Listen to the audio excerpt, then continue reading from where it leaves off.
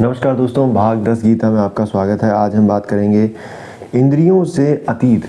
इंद्रियों से अतीत केवल युद्ध हुई सूक्ष्म बुद्धि द्वारा ग्रहण करने योग्य जो अनंत आनंद है, उसको जिस अवस्थाओं में अनुभव करता है और जिस अवस्था में स्थित यह योगी परमात्मा के स्वरूप में विचलित होता है, परमात्मा की प्राप्ति रूप जिस लाभ को प्राप्त होकर उससे अधिक दूसरा कुछ भी लाभ नहीं है, परमात्मा रूप जिस अवस्था में स्थित योगी बड़े भारी दुख से भी पलायन नहीं होता है, जो दुख रूप संसार के संयोग से रहित है तथा जिसका नाम योग है, उसका जानना चाहिए।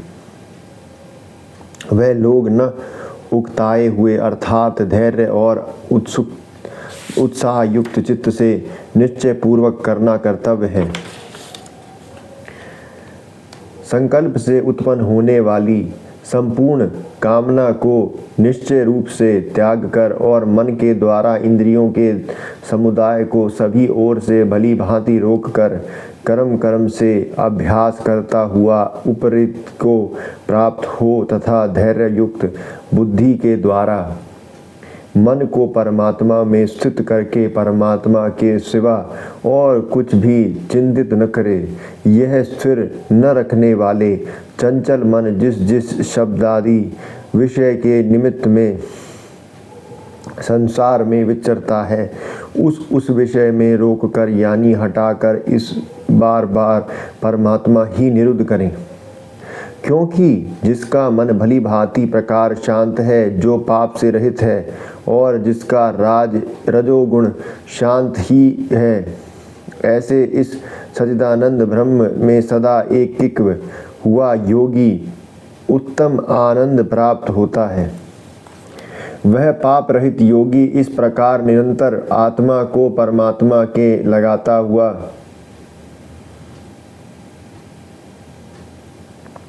सुखपूर्वक पर ब्रह्म परमात्मा की प्राप्ति रूप अनंत आनंद का अनुभव करता है।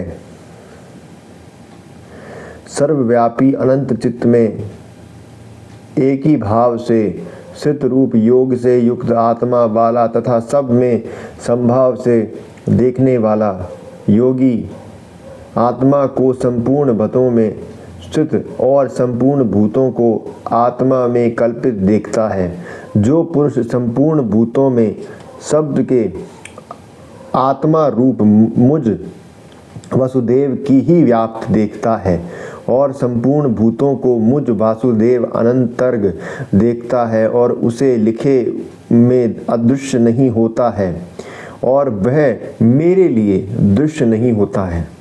जो पुरुष एक ही भावी स्थित होकर संपूर्ण भूतों में आत्मरूप से स्थित मुझ सच्चिदानंद वासुदेव को भजता है, वह योगी सब प्रकार से भरता हुआ भी मुझ में ही भरता है।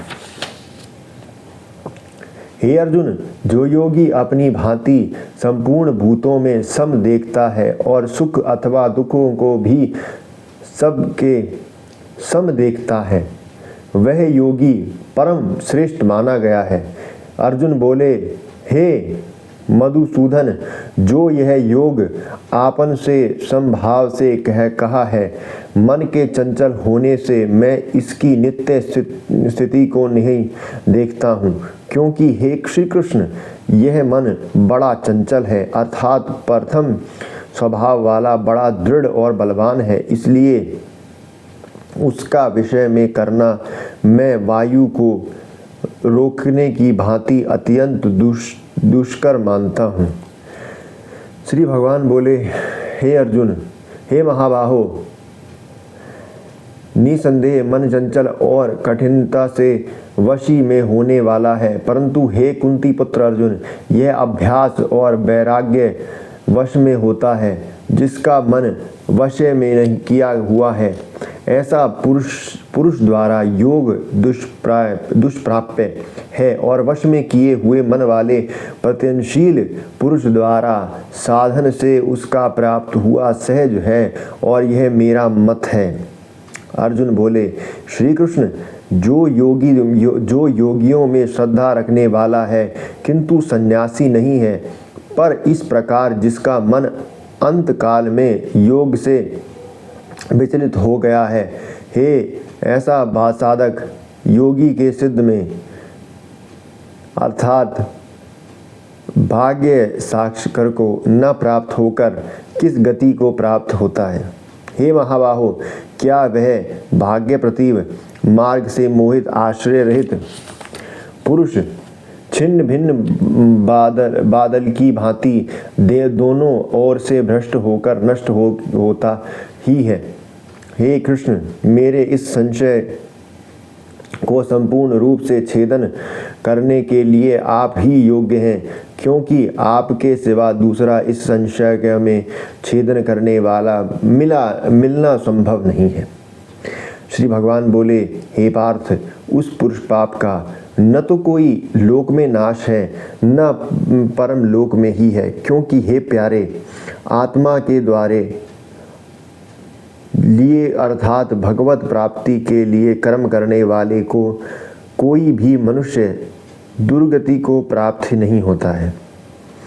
योग भ्रष्ट पुरुष पुण्य वाने को लोकों के अर्थात स्वर्ग आदि उत्तम लोकों को प्राप्त होकर उनमें बहुत वर्षों तक निवास करके फिर शुद्ध आचरणे श्रीमन पुरुषों को घर में जन्म लेता है। ये थी आज की वीडियो। यदि आपको वीडियो अच्छी लगी हो तो लाइक से सब्सक्राइब कीजिएगा। मैं आपसे मिलता हूँ अगली वीडियो में, तब तक के लिए शुक्रिया।